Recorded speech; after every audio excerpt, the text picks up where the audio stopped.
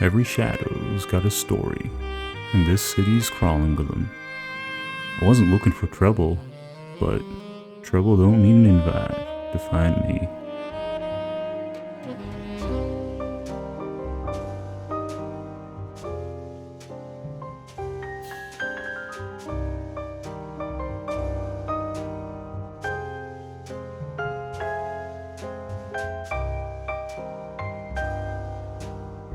Shadows of Doubt immediately grabbed my attention. A detective sandbox sim is not a genre that I come across that often.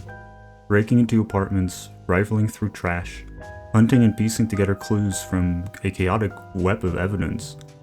All this makes the first few hours of gameplay feel like you're a detective in this film noir meets 80s cyberpunk universe. The game shines brightest during the first few hours when you're exploring its systems and learning its mechanics. But for all its promise, Shadows of Doubt quickly starts to show its limitations. Beneath the intricate systems and atmospheric veneer lies a game that is as frustrating as it is fascinating. Bugs, lacking performance, and a reminder of the pitfalls of procedural generation undermine the experience, turning what could have been a masterpiece into a bit of a mixed bag. I'm going to dive a little deeper into what works, what doesn't, and what ultimately holds Shadows of Doubt back from fulfilling its full potential.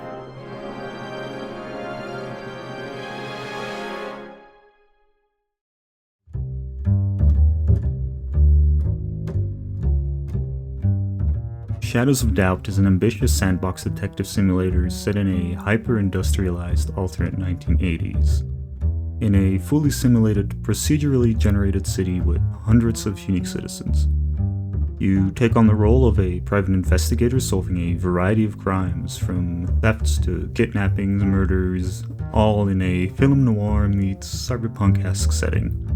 Every NPC in the city has a name, a job, apartment, routine, and personal history, creating a world that moves and evolves independently of the player. To solve cases, you'll employ a wide range of investigative techniques. Break into apartments, scan for fingerprints, sift through trash for clues, hack security systems, and track suspects as they go about their day. Use tools like surveillance footage, call logs, and personal correspondence to piece together the truth. Every case is a puzzle requiring both logic and creativity, with your investigative board acting as the hub where you connect evidence and form theories. The game emphasizes freedom of choice, whether you prefer stealthy infiltrations or brute force. Shadows of Doubt allows you to approach each mystery your way. Its sprawling dystopian city invites exploration, with every building, alleyway, and office open to investigation.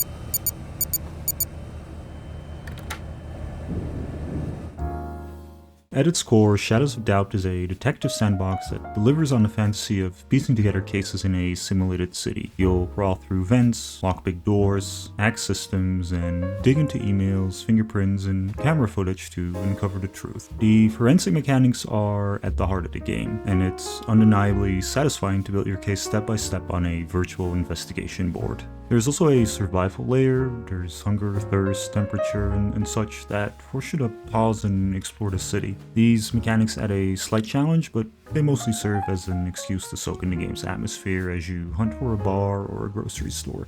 Starting as a broke PI and working your way up to a well-paid investigator offers a good sense of progression, although it lacks a satisfying long-term payoff. You investigate crimes such as murder and kidnapping, with new cases arising periodically. You can also take on side jobs like thefts, missing persons, or taking pictures of someone. The main cyberpunk-esque aspect involves sync discs as upgrades for your character, and they give you certain abilities and skills. One of the game's selling points is its simulated city. Yes, every citizen has a job, a schedule, unique traits, but beyond surface level differences, they all kind of blur together and they lack depth. Everyone feels like a clone with a slightly different routine. It's hard to get attached or even remember the NPCs, which to me is a problem because it's a detective game where personal connections and drama should shine. The characters, however, are not distinct, they're not memorable, and it's kind of difficult to really care about any of them. A large part of this issue stems from their lack of memory. You can beat someone up, break into their home, and steal their belongings only for everyone to forget that you ever existed a few minutes after you left the building. It's like you were never there. The lack of consequences completely deflate any tension or immersion. It's a shame because a detective game should thrive on high stakes and lingering effects of your choices. The procedural generation is both a blessing and a curse. It gives you freedom. Every building, every suspect, every clue is accessible, and this open-ended approach lets you tackle cases however you like, which is truly where the game shines. Crawling through vents, hacking into a suspect's computer, or piecing together a puzzle from emails and fingerprints is genuinely fun. But after a few cases, you start to see the cracks. The same types of documents, notes, love letters, and motifs repeat across the cases. What starts as a thrilling detective experience quickly turns into a bit of a repetitive loop. The lack of a distinct drama or clever twists make it clear that while the city is alive, it's not really dynamic. This lack of variety and reliability makes the game feel a little hollow. There's freedom, sure, but without the depth or drama to back it up, that freedom quickly loses its appeal. For a game set in a bustling city, the social mechanics feel surprisingly lifeless. Conversations are bare bones, limited to a fixed list of questions. You can often bribe your way to success, and once you have enough money, you can brute force your way through most of these interactions through those bribes. This simplicity undermines the game's noir potential. There's no clever manipulation, no way to outsmart suspects or set traps. Instead of feeling like a brilliant investigator and interrogator, you're stuck running through repetitive dialogue trees and occasionally throwing cash at your problems. It's kinda disappointing, especially when normally the detective genre thrives on personal connections and a little bit of intrigue.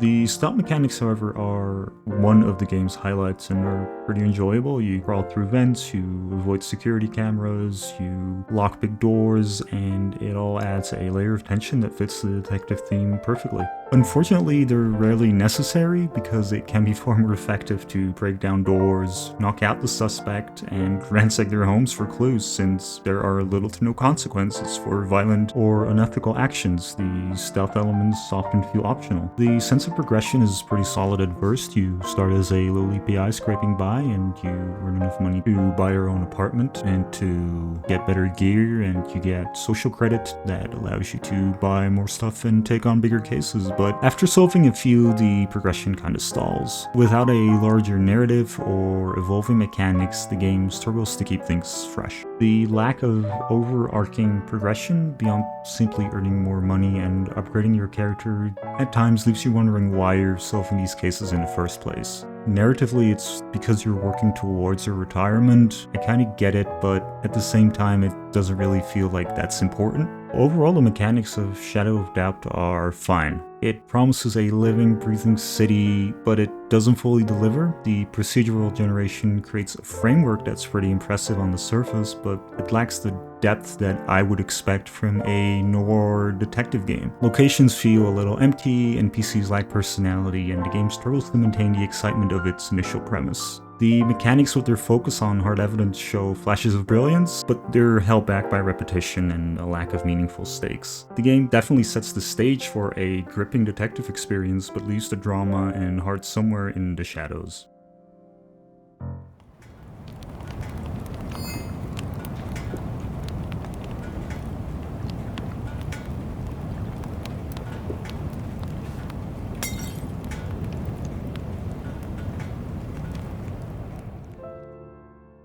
The game does an excellent job of immersing you in its cyberpunk-noir world. The procedurally generated cities fit the setting with its rain-soaked streets, flickering neon signs, and a sense of sadness at what the world has become. The pixelated voxel design works surprisingly well here, adding a unique charm that complements the game's gritty aesthetic. Sound design is another highlight. Rain hammering against windows, the hum of neon lights, and a somber, synth-heavy soundtrack fill the quiet moments between the action, keeping you firmly grounded in the noir atmosphere. The city layouts generally work well with the procedural generation. The grid system is practical, offering plenty to explore, and you can choose between pre-generated cities, creating your own, or letting the game randomly generate one. That said, the randomly generated cities feel a little bit off at times. Buildings can be awkwardly placed, or there is not enough variety of buildings to keep things interesting in the city. Still, the atmosphere is where this game truly shines. The combination of gritty visuals and an excellent sound design make the world feel alive. It's like staring into a rain-drenched, neon-lit abyss, dark, moody, and full of untapped potential. The art direction and atmosphere are undeniably its strongest suit. If I had to nitpick a little, I'd argue that it does at times fall short of a true noir experience, mostly due to the addition of a more sci-fi cyberpunk approach. The dystopian aspect is there, but there's a missed opportunity at building a city that oozes noir. There isn't a lot of buzz, and I would have liked to see more populated venues with muffled conversations and activity that would have made the city feel a little bit more alive.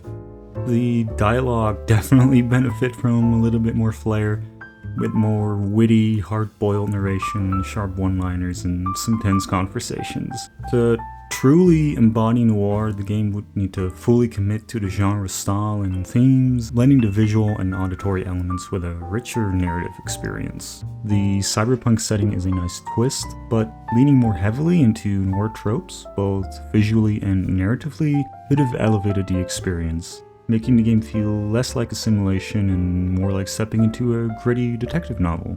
That's, however, definitely more of a personal preference of mine.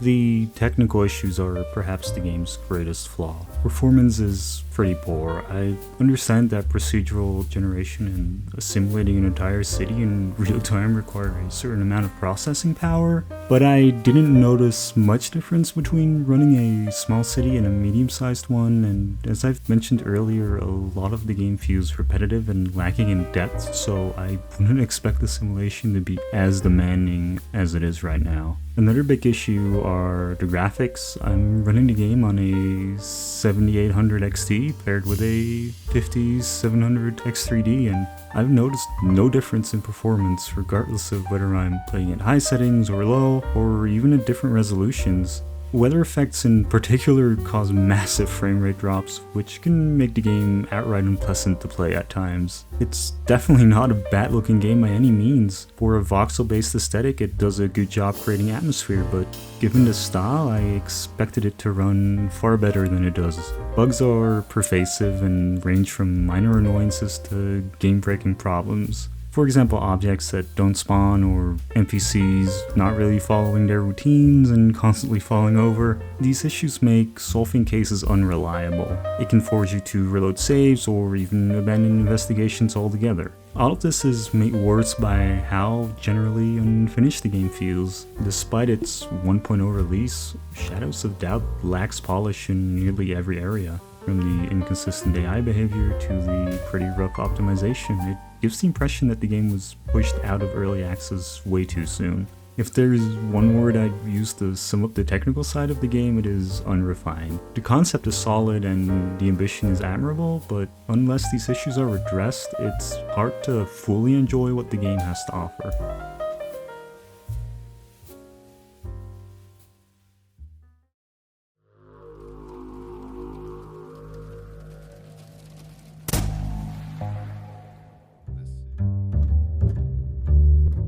So, does Shadows of Doubt make you feel like you're a detective? Yes and no. The setting is fantastic, though I personally would have preferred a more classic film noir vibe set in the 40s or 50s, but the sci-fi cyberpunk approach works pretty well. It gives the mechanics like the sync disk upgrades a natural place in the world. It's an inspired choice for sure that adds character to the game, even if it's not the aesthetic that I'd personally have chosen. I'm struggling, however, to give this game a grade because there's a lot of good here, but it's buried under just as much frustration. There are moments where you see what this game could have been, and it makes it even harder to ignore the flaws.